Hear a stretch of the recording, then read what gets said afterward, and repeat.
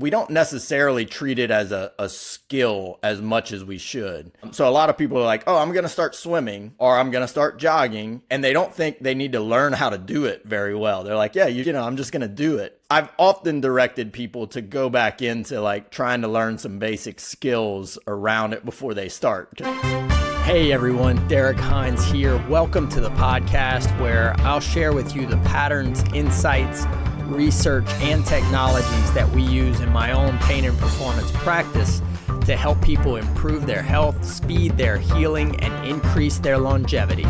Thanks for listening. I hope you enjoy it. Very good. Dudley Duncan, welcome to the Pain and Performance Podcast. Thank you very much. Thanks for having me here. I'm excited. I was talking with a couple of my patients about this episode, and we were talking about just swimming in general. I was telling the story. I was in Croatia. This is years ago, and the place we were staying at was on this little cove. And I was like, you know what? I want to go and try and swim across that little cove. And the first day I went out there, I probably made it a quarter of the way across before like I couldn't breathe and my arms were cramping up and I had to like come into the beach. And then the next day I got, halfway across, and then the next day I made it almost all the way across. And at the end of like a 2-week span, I went from, 25% of this thing to going there and back. And I was like, it was like the most accomplished I'd ever felt physically was whenever I made it there and back. And I was like, I feel fantastic. Like now you're in the cold water of like, the Adriatic Sea, and there's all kind of stuff that adds in that. But I was like, physically, it was among the best I had felt was whenever I was doing this daily little like swimming challenge. So I was like, there's a lot in there that I think I would like people to pick up of where they can use this in their life. So I'm excited to dive into all of your knowledge around this. So thanks for doing this. Good. I'm excited too. Tell us about The Art of Swimming. Tell me about the book. So full title is The Art of Swimming in the Game of Racing. And it's my reflections. The art of swimming really refers to treating the activity like it is an art, and the water is the medium. So you're really, in our approach to it, kind of thinking about the feel and the touch of the water and how you move yourself using the water, but also dealing with the resistance that it places against you and trying to overcome that resistance as efficiently as possible.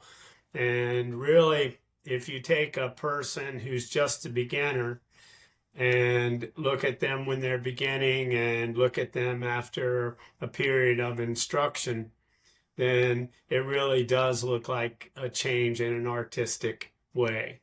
Yeah, I've never heard anybody put it that way, but like we talk a lot about the resistance in terms of like writing and art and that, like the resistance that you face when you come up to those things.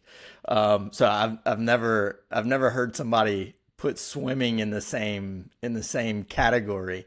I like that because whenever we talk about it from like a writing standpoint, you're like, don't fight the resistance, right? The more you push back against it and fight it and get mad at the more you're going to struggle with it. I would imagine that this has some similar concepts. Yeah, it very much does, because the instincts of a person are counterintuitive to efficient movement. So if you take a non-swimmer who's a drowning victim, then they typically will try to raise their head above the water and push down on the water and kick vigorously to try to keep themselves close to air where they can get air. And all of that is the wrong thing to do, exactly. So ideally, you're better off to move your head so that it either lays you back or lays you forward into the water, to kind of press your body weight toward your lungs where your air is inside of you. and let yourself just leverage up to a horizontal position. And if you can do that in a relaxed way, not a panicked way, but a relaxed way, then you're probably going to be able to save yourself easily. But as long as you struggle with your instincts, then the opposite is probably going to happen. I've had so many patients who started swimming practices. I was talking to a woman yesterday who was coming off of a neck surgery. This is quite a few years. She's done extremely well with treatment, and she started, I'd say this year, doing a regular swimming practice, and she came in for just a regular checkup, and she's like, look, neck, shoulders, back, this is among the best that I've felt physically in terms of pain and function. And I think I almost put it in the category, you'll probably not like this, but I almost put it in the category of like running, or walking or jogging, in that we think that we should know how to do it. Like we don't necessarily treat it as a skill as much as we should. So a lot of people are like, oh, I'm going to start swimming, or I'm going to start jogging. And they don't think they need to learn how to do it very well. They're like, yeah, I'm just going to do it. I've often directed people to go back into like trying to learn some basic skills around it before they start. Because one of the things I'd like to know from you is like where the problems arise. But tell us a little bit about like thinking of the sport of swimming and what skills people need to build to be able to do that without causing themselves more problems. Right. So I guess we'll talk about freestyle primarily, which would be probably most of what your patients might do. Uh, and the thing about swimming is your instinct will be for you to go in the water. You realize you've got to be horizontal. So you know, are encouraged when you're learning to reach a horizontal position, but then it's about arms pulling and legs kicking. And the opposite is really true.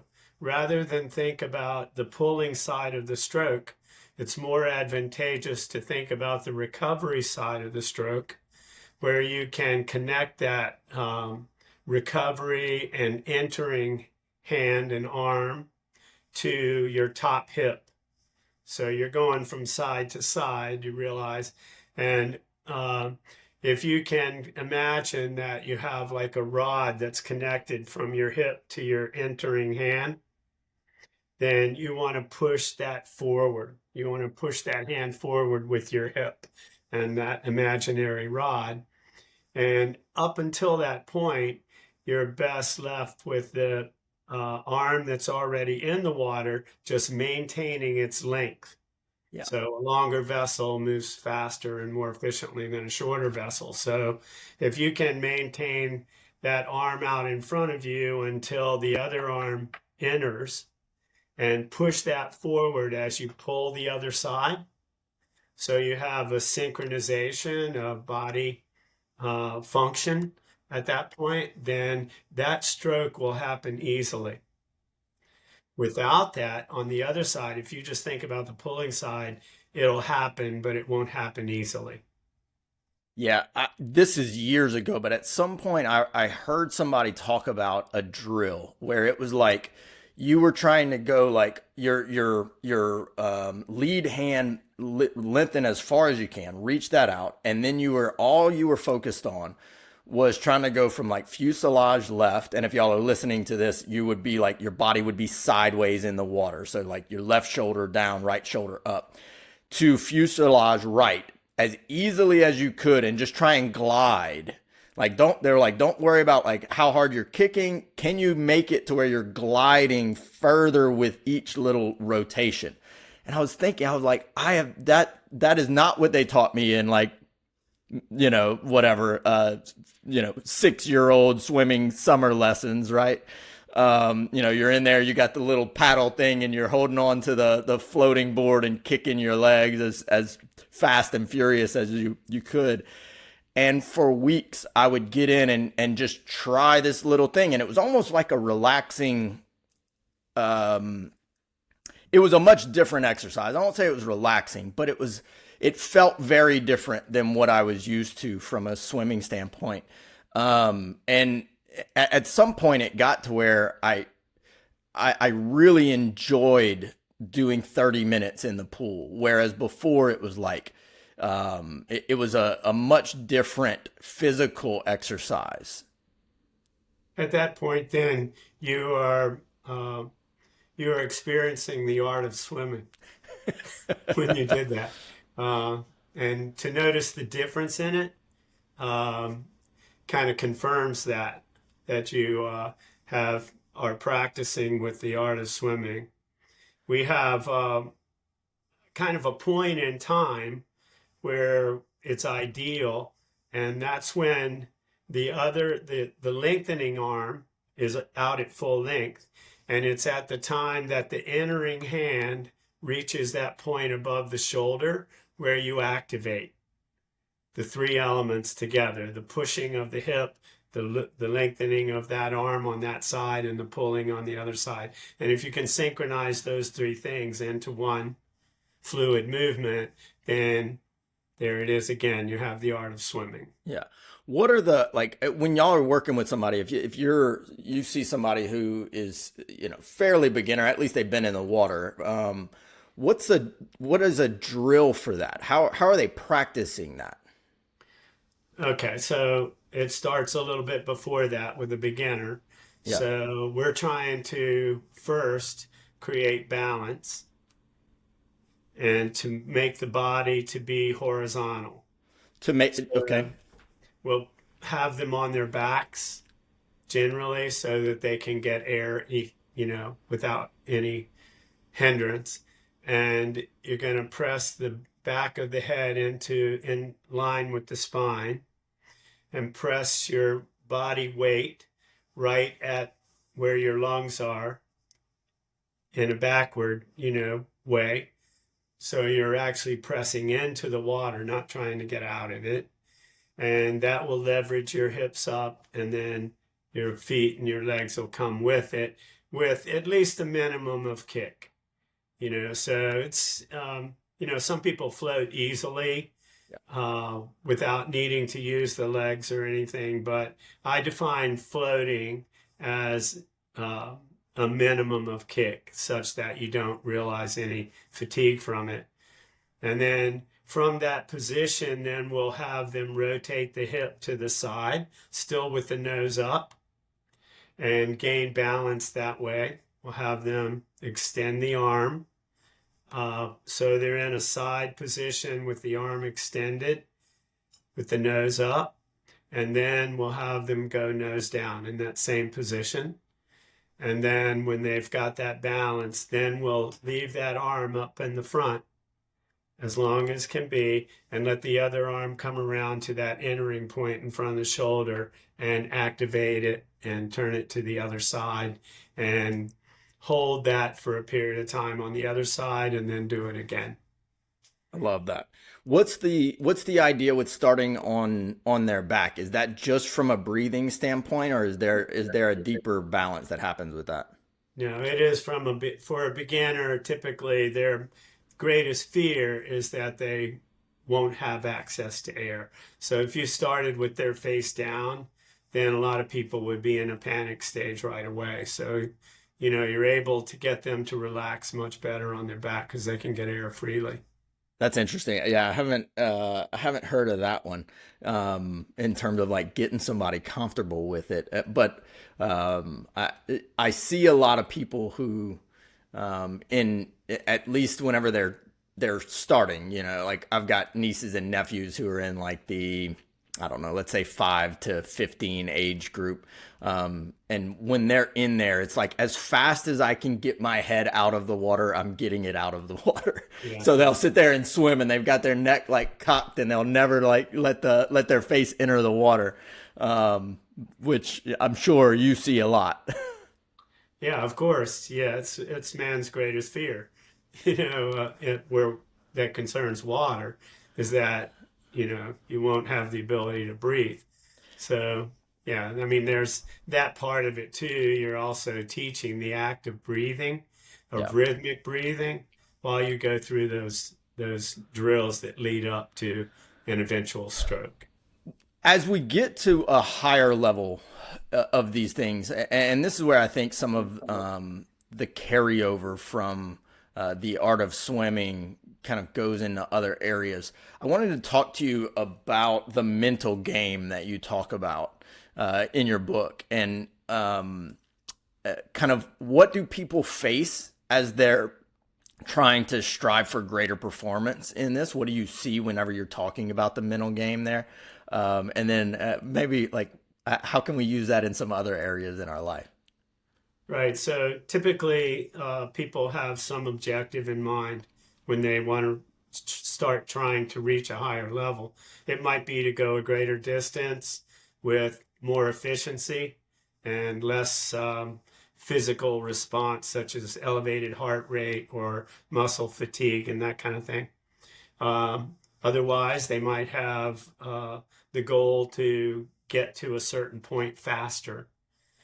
So there are different things that are involved in those. If, for example, I worked with triathletes for about 3 years specifically, and their objective was usually to try to minimize the fatigue they would realize in the swim so that they would be effective on the bike and run, which were, more instinctive to them.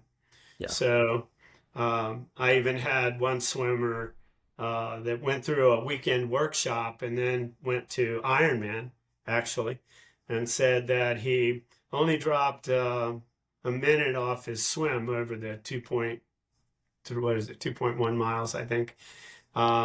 But he dropped an hour off his bike and run.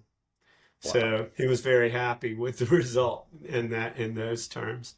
For a swimmer who's trying to improve their time, then you have to add stroke rate to stroke length. So speed is equal to stroke length times stroke rate. It's best to establish stroke length first and add stroke rate as you continue to build on the speed of your race.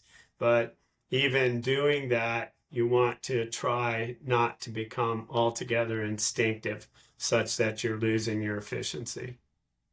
What challenges do they face mentally in achieving that goal? Like let's stay on the first one, because I see that more probably, or I hear that more is like, a lot of our kind of competitive, let's call them like weekend warrior athletes, are doing triathlons of some sort. And so they're trying to probably get to some moderate speed in their swim, but they're probably exactly in the category that you were talking about. Is they're like, if I can stay at this speed and minimize how much fatigue I experience from it, then I will sign up for that every day. But if that's their mental focus, if that's their goal, how can that get in the way of achieving that? Yeah, so generally speaking, the more you swim, the more inclined you are to forsake the technique that you've learned in favor of your instinct. So that would be that your head would raise more, you might be lifting your head to breathe, or you might shorten the stroke, in favor of trying to get more stroke rate, or you might overkick to be able to go faster. And if you're doing those things, they might have a diminishing return. So it's really, for those types of athletes, I think it's more important to try to stay focused on the technical aspects that you need to maintain efficiency, rather than to try to increase stroke rate, unless you have established that stroke length as a process of getting to stroke rate. Generally, if you've established the stroke length first, then that habit that you have established in that race will carry over into increased stroke rate. So then you'll be good to go. I feel like, and I haven't seen this firsthand, but I feel like the amateur would probably do a lot of technique work leading up to it, and I would love to get your feedback, and then get in the middle of like an open water race and go right back to instinct.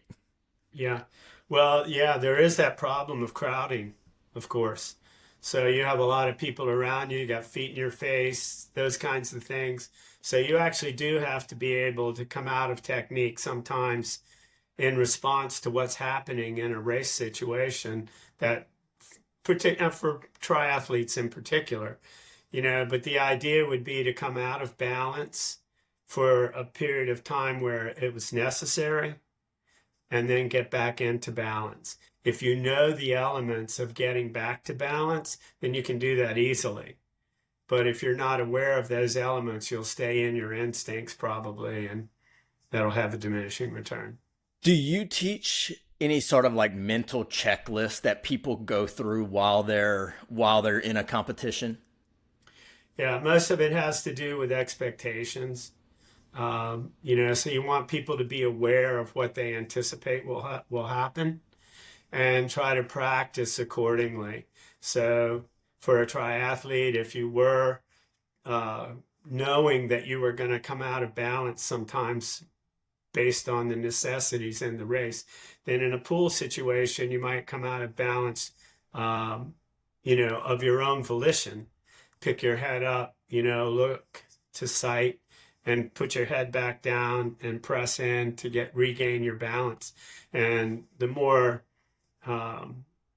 drilled you are and the more you've practiced that sort of thing, then more easily it'll come to you when you're in the race situation.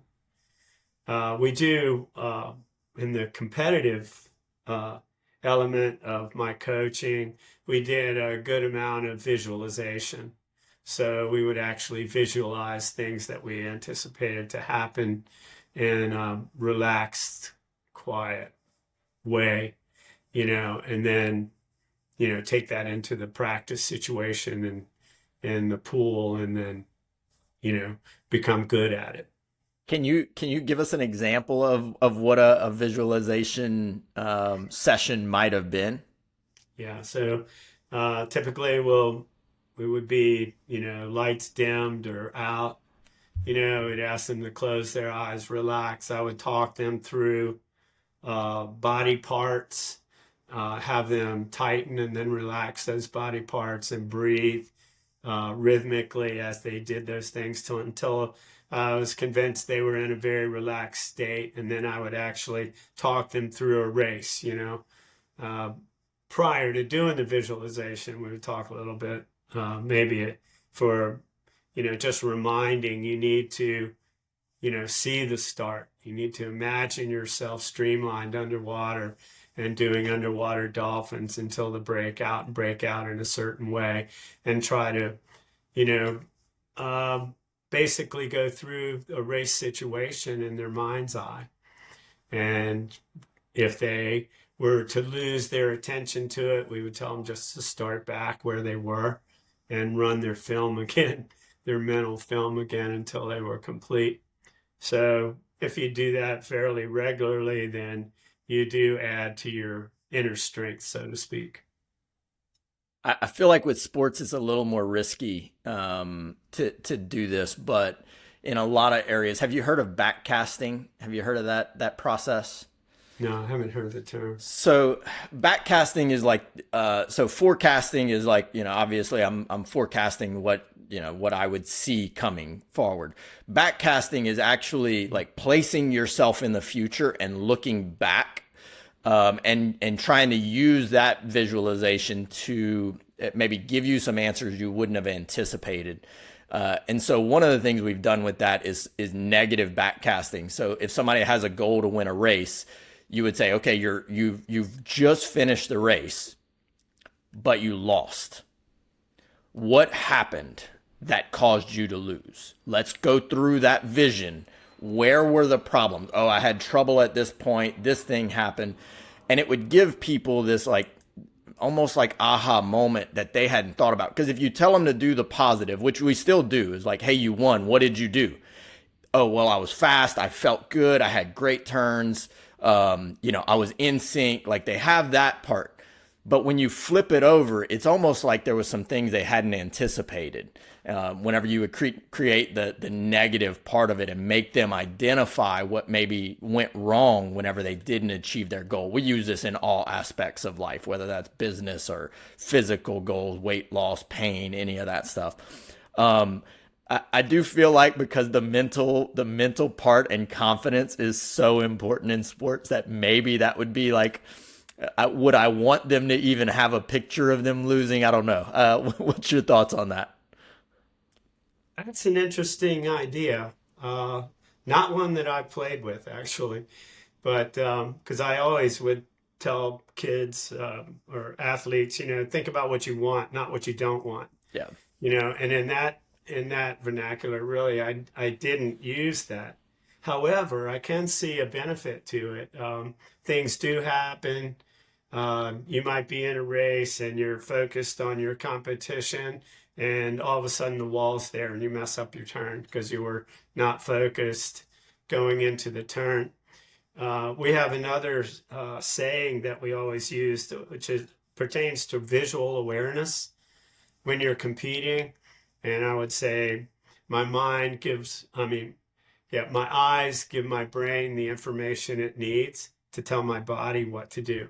So if you have visual awareness, then the possibility of mistakes is less because you're aware of what's happening altogether. And oftentimes swimmers in particular will swim blind. They'll just get into a state where they're not seeing, they're just feeling. And when you don't see, then your brain doesn't get that information it needs oftentimes to tell your body what to do. So yeah, I can see a benefit to backcasting as you define it. I would guess that you would need to keep that in perspective as all as if you do is what are the possibilities and can I overcome them if they happen? Yeah, you had that's I guess the last part of it that I didn't mention is once you identify here's what went wrong, right?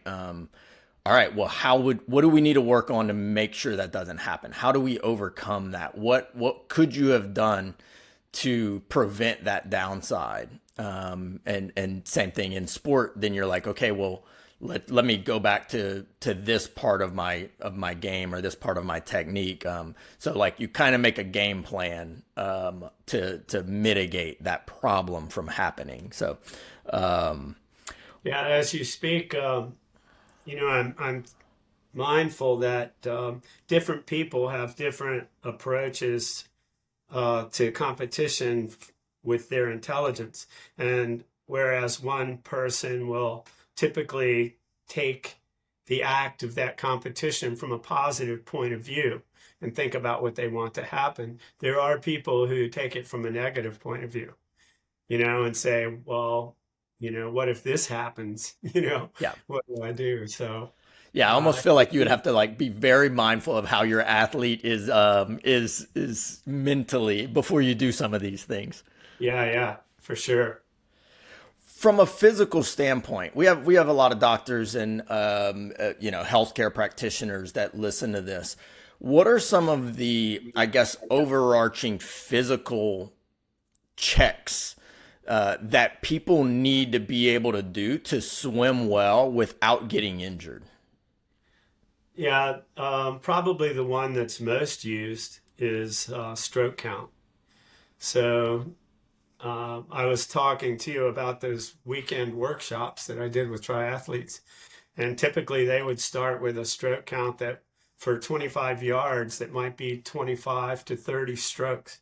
It's a lot of strokes to take for a 25-yard distance. And we would get them down to somewhere between 10 and 15, over the course of a weekend. So then they could take that experience from the workshop and use it daily, and count their strokes and be aware of their efficiency in those terms. The other thing that is a monitor is your basic heart rate, which is just to take it for, 6 seconds and multiply by 10. It's rough, but it gives you an idea of whether your heart rate is staying within a certain range, which you would want it to do. So if you're swimming over a distance of a mile, say, and your heart rate's at 180 or above, then that's going to have a diminishing return. Yeah, And that you might be can a little tell. tough. Hmm? Said, yeah, that might be a little tough. Yeah, yeah. So, typically in an interval workout, we would have them monitor their heart rates as they're on their rest periods, so they're aware of whether their heart rate is going up. The other part I think that's interesting that we haven't talked about is kicking and swimming. And for my purposes, I like to be able to go a given speed with only as much kick as is necessary, you know. And you have different people that will have a 2-beat kick or a 4-beat crossover or a 6-beat kick or whatever. But the intensity of it is what really matters. If you're in a balanced position and your body is truly horizontal from your leveraging into the water around the lungs, then it's really possible to swim quite fast without having to kick vigorously. And then you can save your kick for being vigorous at the end of the race rather than using it right away.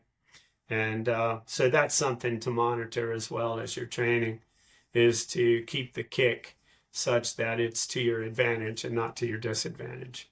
It's funny because whenever I started going through that little training program of trying to glide, and when you brought up stroke count, that was one of the exercises that we did, was like, can you get your stroke count down as low as possible without losing a ton of speed? But one of the things I realized when I was doing that was that it felt like I was hardly kicking. It felt like it got to the point where I felt like all I was doing was like barely doing any kick at all, just enough to get my body to rotate almost. And I was like, this is crazy. I feel like I'm hardly using any energy to kick anymore. And yet I feel like I'm moving better in the water. Yeah, that's wonderful. That means that your body was pretty balanced and horizontal in the Yeah. process. Because if it wasn't, then you would have to compensate with either leveraging with the arms by pressing downward on the water or uh, invigorating your kick. So yeah, you were pretty efficient at that point, I'm guessing. Um, from a muscle standpoint, like I see a lot of triathletes who have kind of neck and shoulder issues when they ramp up their swimming. Is that a technique thing? Is that a like a muscle inefficiency thing? What's your thoughts on the people who start to have shoulder and neck problems when they increase their swimming training? Generally speaking, it's a technique problem. Um, I, over the course of all the years that I coached, if I had a swimmer say, "Oh, my shoulders are hurting," then I would look right away, bring them back to their distance per stroke and their technique based on the recovery element and that the recovery side of the stroke rather than the pulling side, because typically they'll start to experience those discomforts when they're concentrated on pulling. I can give you another analogy that's good, I think. If you take people that learning how to kayak, Hmm. and they get in the kayak, typically their first instinct is to pull on the oar, to pull the oar against the water. But it's not the most efficient way to kayak. The more efficient way is to basically sink the oar into the water where you want it, and then use the other side to push that side forward using your body and your hip. I Yeah. should say it the other way around, your hip and your body to push that forward.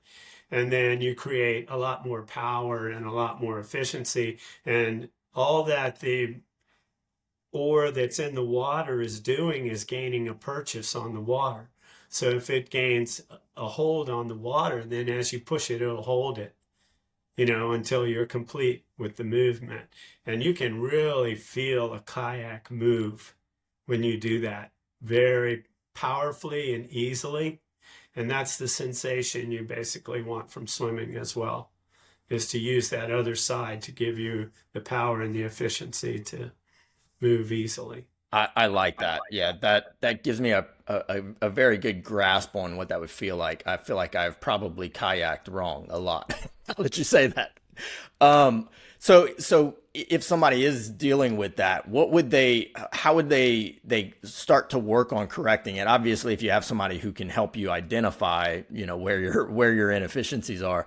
But is there something that they can go back to start working on reducing the tension across the neck and shoulders on the recovery? Yeah, we talk about four quadrants to the body position, a front quadrant and a rear quadrant. The front quadrant is generally above the shoulders, everything that's in front of you above the shoulders, the rear quadrant behind the shoulders, and then a line that goes through the center of your body that gives you an imaginary axis on which you rotate from side to side, right? So typically when people start to increase their stroke rate, they'll get out of the front quadrant. So they need to know where that front quadrant is so that they realize that they're going to hold that arm that's lengthened in place and reaching as far as they can reach, because a longer vessel makes a difference, even an inch, until the other hand comes into the front quadrant. Again, visual awareness can Yeah. help that. But when the hand gets into the front quadrant, that's the moment of ideal movement for power and efficiency. So, yeah.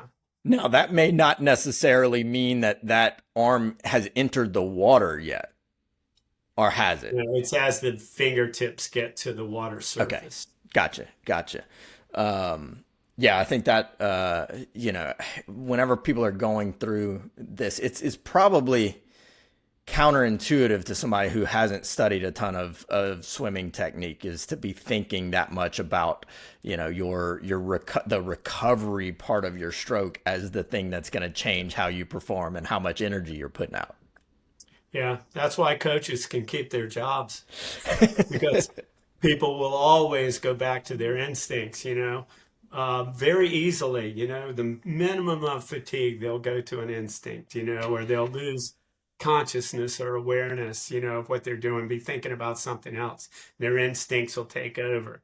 So a coach's watchful eye will make sure that that doesn't happen. So it's good to have a career where you can go to work the next day. Um, Another thing I wanted to talk about is cross training. As we're working with somebody, what obviously neck, shoulders, back, hips, what muscles, what body parts do they need to train outside of the water to be better inside of the water? That's a really great question, and an ongoing debate amongst coaches and sports scientists is whether you do exercise that's away from the pool according to the sport that you're doing and its specific movements, or whether you try to create an athlete in general.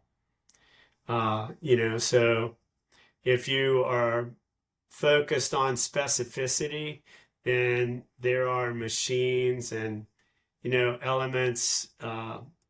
There's bands, those kinds of things can help you to move specifically through the movement. In our programs, we always use more of a general athleticism to try to prevent injury. And we say that a better athlete makes a better swimmer. So typically we would be focused on the balance in muscle groups. So if you're going to work on the bicep, for one strength move, you need to work on the tricep on another strength move so that you have a balance in increased strength and power from that. Same thing with quads and hamstrings and abs and lower back and that kind of thing. So we would have balance in that way. And typically we would schedule the dry land exercise in such a way that, you know, maybe they weren't doing something that they were doing in the water predominantly in one session and do something else in the dry land session. You know, so they're not overusing a specific muscle group or muscle groups. I was a club coach, so I worked with kids that were 18 and younger largely. And typically, we would not let them do anything above their body weight in terms of resistance. So we were managed to keep them safe by doing resistance that was reasonable because their bodies are still maturing. You know, they're not ready yet. And when they would get to college, then we would assume that, you know, they would begin to use more resistance for that training. But typically, if you're going to experience discomfort or injury potentially, it will be from overuse of a muscle group or an imbalance of those groups, you know, so yeah. What would be a typical week whenever you were doing that, in terms of like split of dry land versus in the pool? Typically, we're 3 times a week of dry land. Gotcha. And, you know, with younger kids, it was instructional. Kids that were 10 and under, you know, it would be instructional. And then as they would get to 11 or 12 years old and their early teens, it would begin to take on a training adaptation uh, objective for that. And then as they got to the senior level, then, you know, we would be pretty intense with dry land in those 3 sessions. You know, we start out with little kids at about 20 minutes. And then by the time they were senior level athletes or what we, you know, our late teen years, they would be doing as much as an hour in a, you know, training circuit. How much do you see in terms of coaching at that age group that you're happy with? That's a very clunky question, but what's your feedback on the instruction that kids are getting around the country in this kind of like, let's say younger age group, where they're starting to become competitive, middle school ish? Um, they're pretty much kept at a fairly standard amount. Typically, the 10 and under kids are in the pool going, you know, 45 minutes to an hour and 15 minutes maybe, and in the area of about 3,000 to 3,500 yards or meters. Mhm. Um, their next phase might take them to 5,000 to 6,000 yards or meters, you know, while they're in the age group level. And then when they get to senior level, I have a chapter in my book actually that deals with what are the limits, you know. And I say in there, there's no limit. You know, you can do as much as you feel like you can give them. Um, and that approach to it is kind of out there. Not everybody agrees with that now, but I say 2 things. If you're going to go to extremes, then you need to build to those extremes gradually and go through a process. And the athletes need to know when it's going to end also, you know, and what the objectives are for that. And if they know that that light is at the end of the tunnel, then it's reasonable to do it. And without those 2 elements, then you get into a danger zone. You know, if you're surprising the athletes by just giving it to them on certain days or whatever, then you know you'll run into problems with that. But yeah, I've had kids do a lot of training actually without injury and over a pretty long period of time. but they built up to it gradually, and they knew when it was going to end and how I was going to balance that after it was over. Yeah. Yeah. Are you, I was, and it still kind of frustrates me that we lost him at such an early age. Are you familiar with Kelvin Kiptum, who broke the marathon record? No. So he was a runner, very young, who it may have been year before last, time's flying right now, who broke the marathon, world marathon record. And then died tragically in a car accident at, I don't know how old he was, 24, 25. I mean, he was going to break many, many running records throughout his life. Was he But Kenyan? he, where was Kelvin from? Yeah, he was Kenyan. Yeah, I do know of him. Yeah. He, his training, and I bring that up because his coach was saying the same thing that you just said, was that he was putting on but it depended on the week, 30 to 50% more miles than even the most elite marathon runners in his weekly training routine. Now, he said, look, he was like, I know that this is not sustainable, but right now it is. And if I'm training that much more than even my highest level competition, then I'm going to have a leg up on them no matter what they do. If I can do it and I can mitigate injury. And they said the same thing, like we know that there's going to have to be times where we come out of this. But it's very out there in terms of, the running community at least. But then you look at his records and, that always brings up the debate is like, was it the training or was it the athlete? Could the athlete handle the training because he was just a freak? Or did the training bring him into that category? And this is a circular debate, right? People will go around and around, but it lends a little bit of credence to what you're saying. Yeah, and you have to know the athlete for sure. So in swimming, there was a Russian swimmer in the late '80s and up through the late '80s named Salnikov, I think was his last name. And he was said to train up to 30,000 meters in a day, oftentimes. And he swam until he was in his early 30s without injury. So, there aren't very many swimmers, if any, that are going that much today. And, he swam for a long time. And in 1988, he broke the world record again, in the 1500s. So that happens. But also there's two girls that swam together. Both were flyers. And their coach took them through identical training. One of them ended up breaking world records by a lot. And the other one dropped out of the sport, So you really need to know your athlete and what they can handle. With this one athlete that went on to break the world records had tremendous endurance. She really had natural endurance that was, it wasn't human, almost. It was like so exceptional. And the other girl was a really great flyer and she was really fast and she had decent capability, but not the ability to do the things that the other girl did.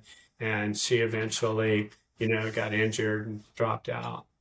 So it just depends. You need to know your athletes for sure. Yeah. Who can handle what. Yeah. It's always tough to be on the medical side if somebody's getting repetitive injuries in any of their sport. Whether it's running, swimming, we'll see it, certainly in ball sports as well.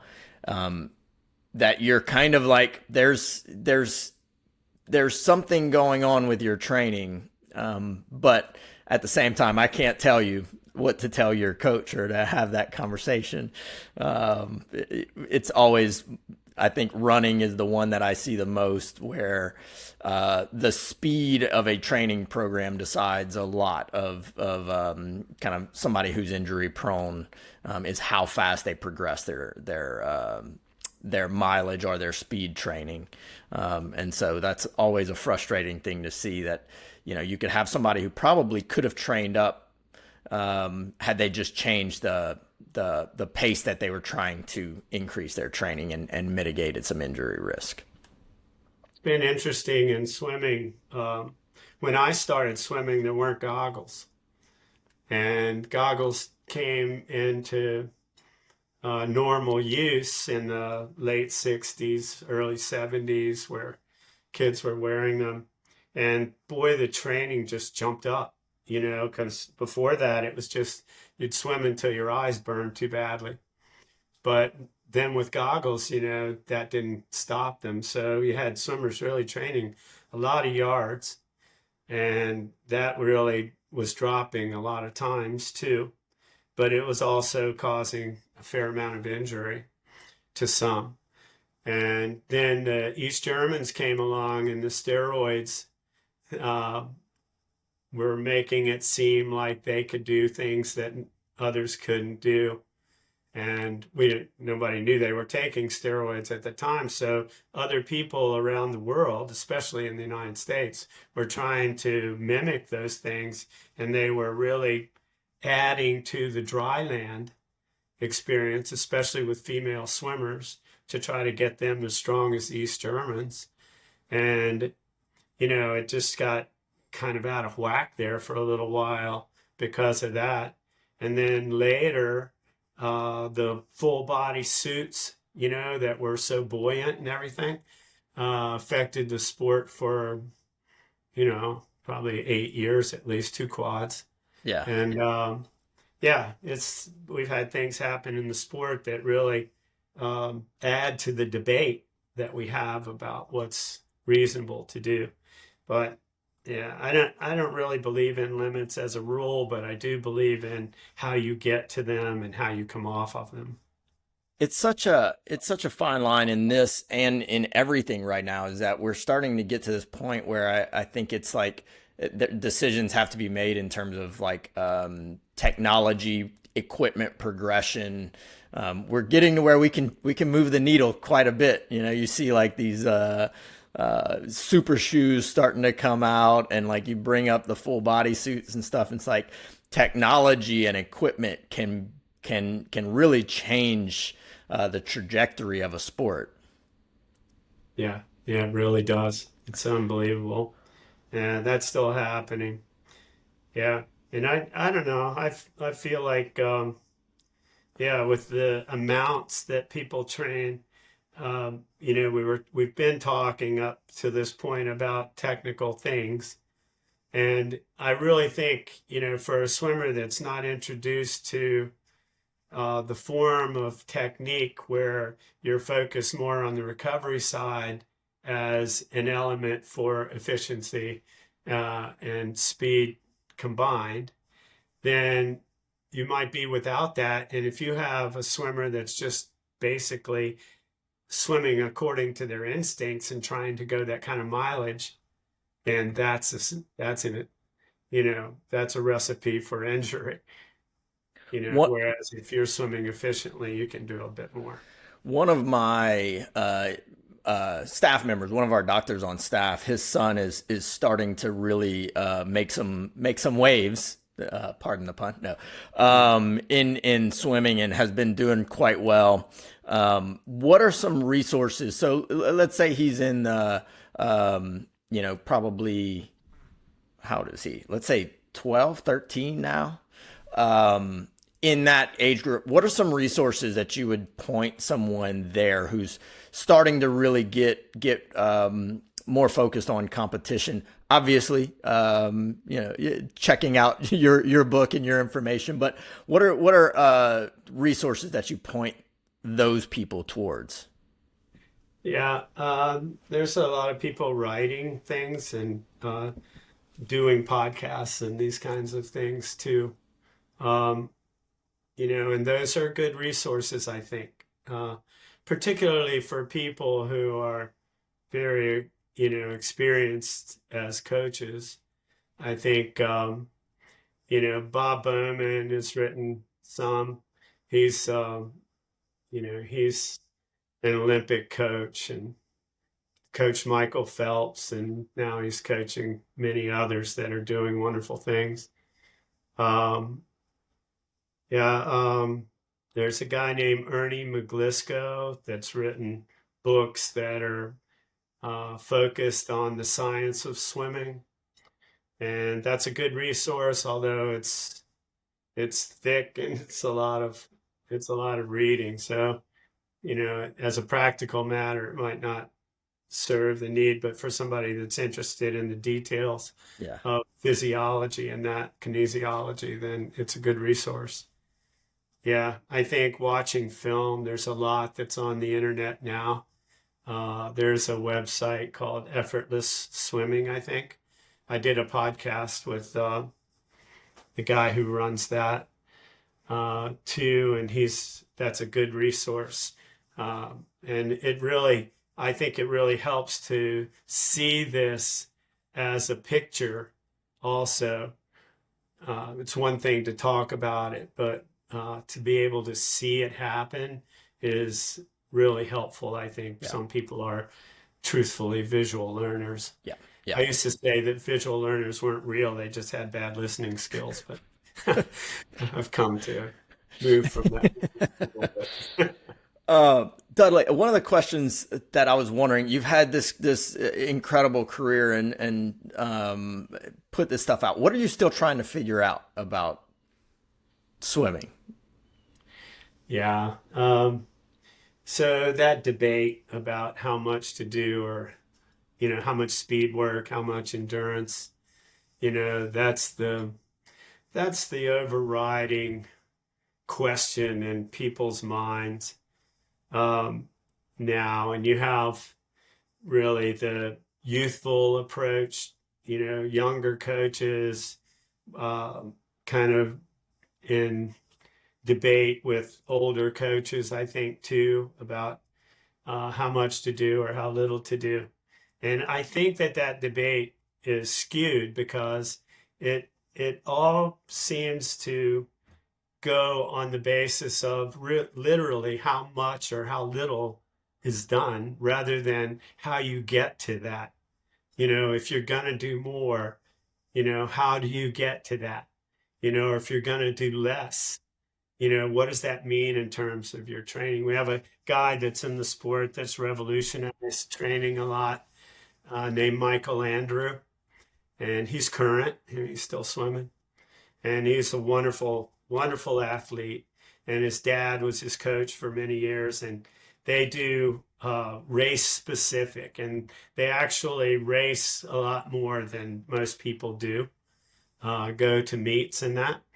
And he's been very successful um, in the sprint events and sprint oriented events, So, there's those people that say, do that Yeah. because he's had so much success, but he's also a particular kind of athlete. He's probably 6'4", 6'5", or something. And, he's very athletic and all those things that go naturally with that. Whereas a swimmer that doesn't have those attributes might be better suited to swim a longer distance events and that kind of thing. So, yeah.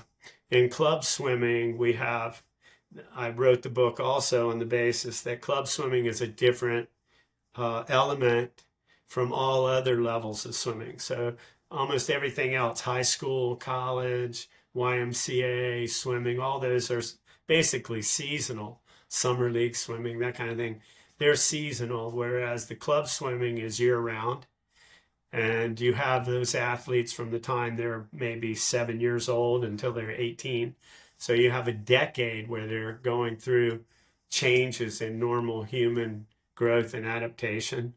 And especially during teen years, very squishy time period in one's life. And, it's totally different. The meets are different too. Whereas in those high school collegiate meets, they're mostly swimming 3 events in a couple hours or Yeah. something. Whereas a club swimming meet will be for at least 2.5 or 3 days. You'll have prelims and finals oftentimes, and they're swimming maybe 18 to 20 times. That's probably a lot. 16 to 18 times over the course of a 3-day meet. Um, some of them are 4 days, and if you go to Olympic trials, they're 9 days now. So if you're a good swimmer, you swim a lot of events. That's a lot of competition. Yeah. They're doing prelims and semifinals and finals. So if you're good enough to make it to the finals, then you're doing a lot of competing. Yeah. So you need to have preparation for that, and it's different. So Yeah. yeah, one of the reasons for the book. I love the way it laid out. How was this is a purely personal question for my own. How was writing that? How did you find the process of getting all that down? Uh, there's two answers to that. One is I had this stuff in my head and I wanted to get it out, and I had people say to me, along the way, you should write a book, whatever. So yeah, it appealed to me a little bit. And I started out just listing bullet points of thoughts that I had. And eventually the bullet points formed themselves into chapters, and I ended up with a book. Um, and the other part of it, though, it was really fun to write it. I I I really had these thoughts, but they were kind of jumbled up in my brain. They weren't really organized. They were, but they weren't. So the book really let me organize those thoughts to a point where I felt good about it. And one thing that we haven't talked about, it's not germane to our subject here today, but um, typically club swimming is administrated by nonprofit 501c3 organizations that have boards of directors. And the coaches are typically employees of board members. So they're making all the decisions that have to do with the club. Not really the swimming decisions, but administratively and with respect to money, Yeah. they are. And I had some discomfort with that along the way, and I always thought if I could do this on my own, I could do this better, and I had other coaches say the same thing. So um, I did get to a point where I was able to buy a pool property and run the business for myself in the latter part of my career. And I really could have done that when I was 30 if I'd have known what I know now.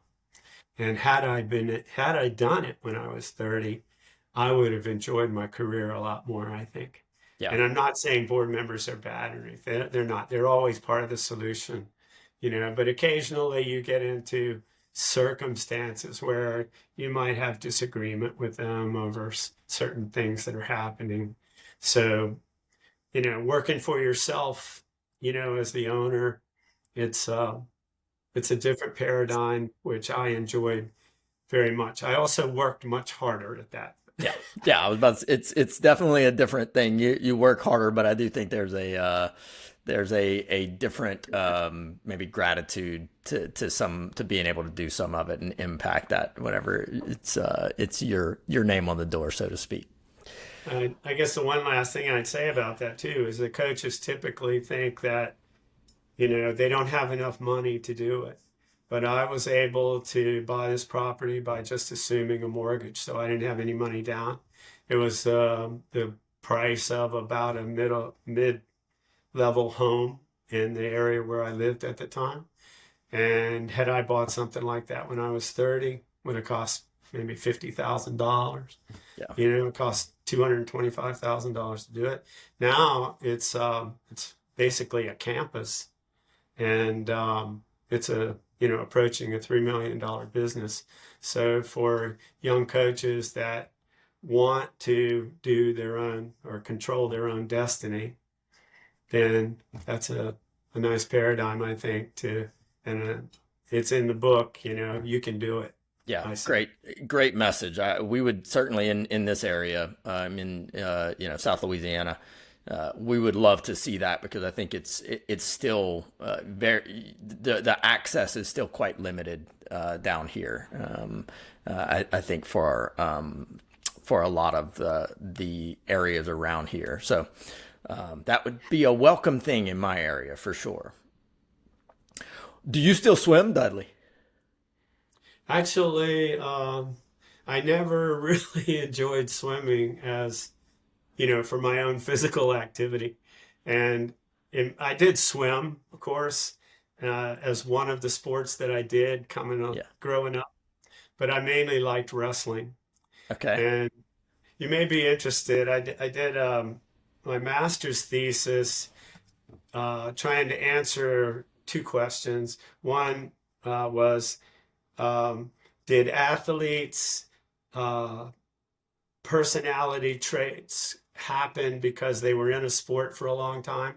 These were college level athletes. I was doing personality profiles on it.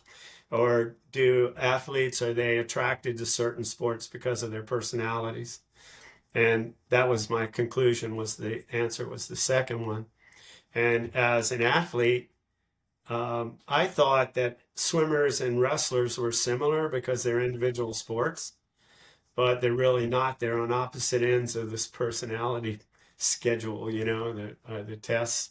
And whereas swimmers typically are goal oriented, they'll find success by bettering their time or moving up heats or, getting into finals or whatever. They don't necessarily have to win the race.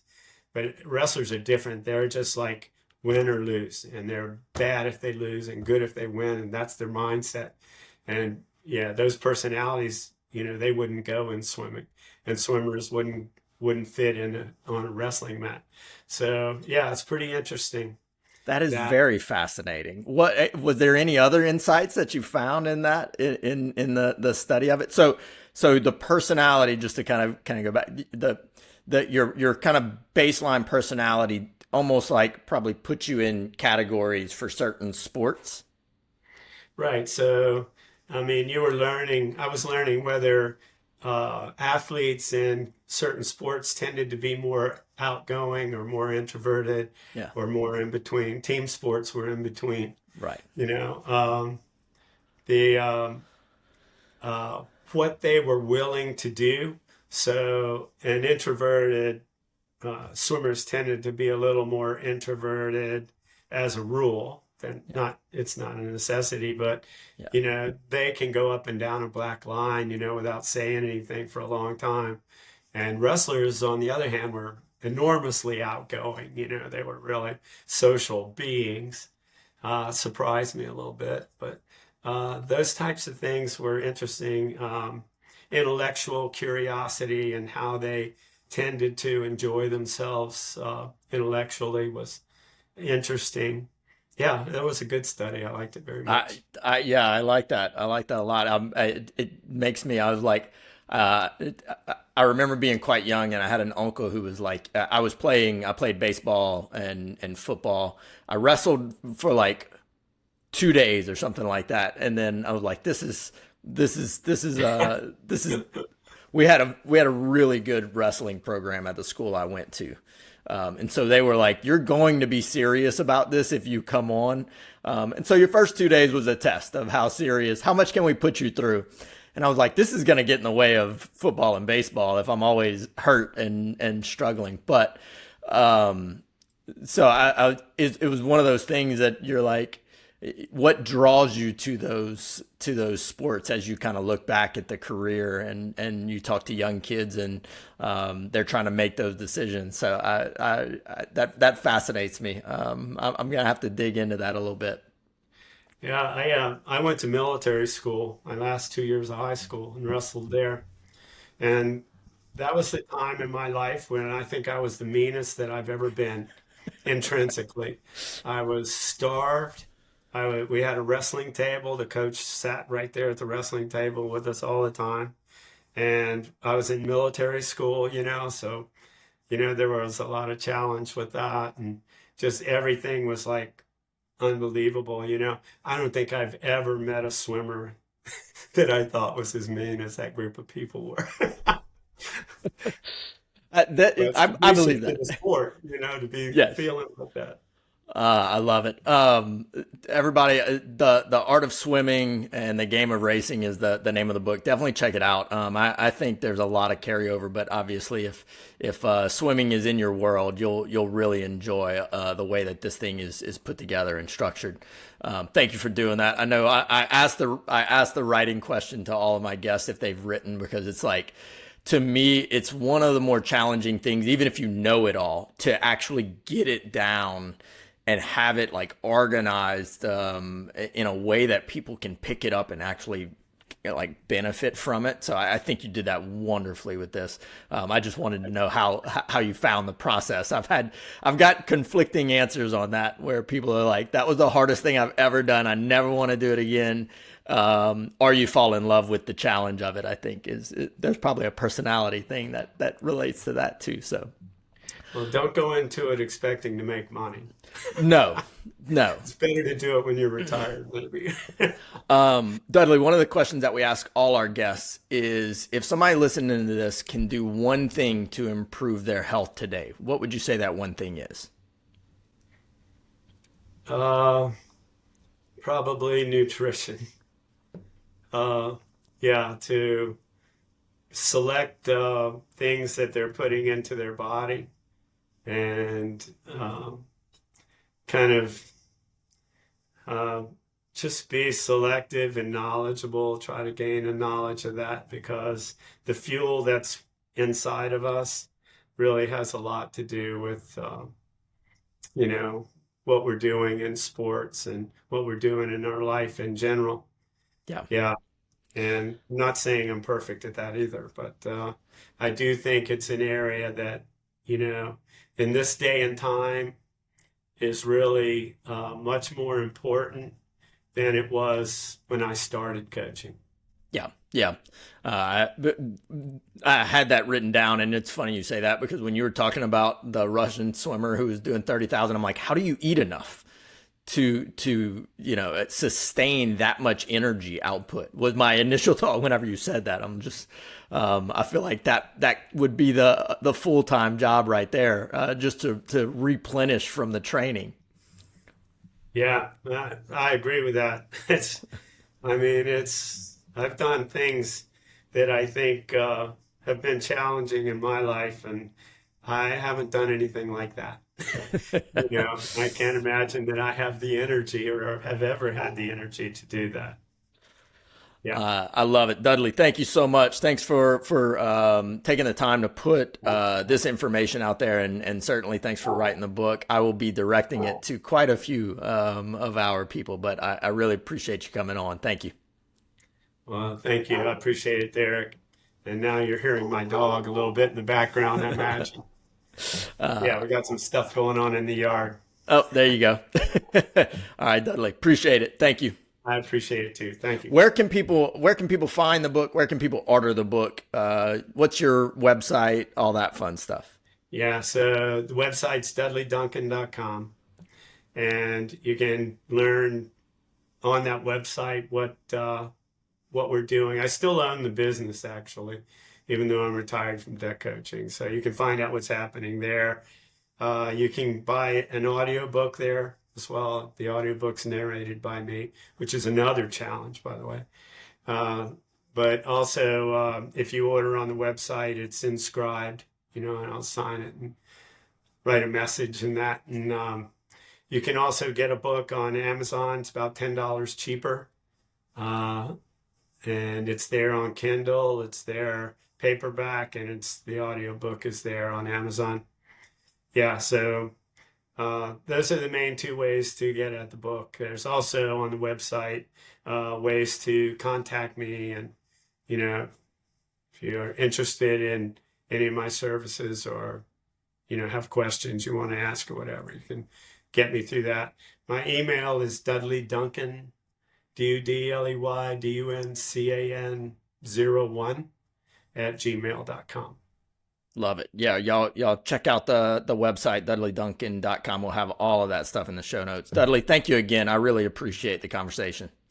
Me too. Enjoyed it very much. Thank you.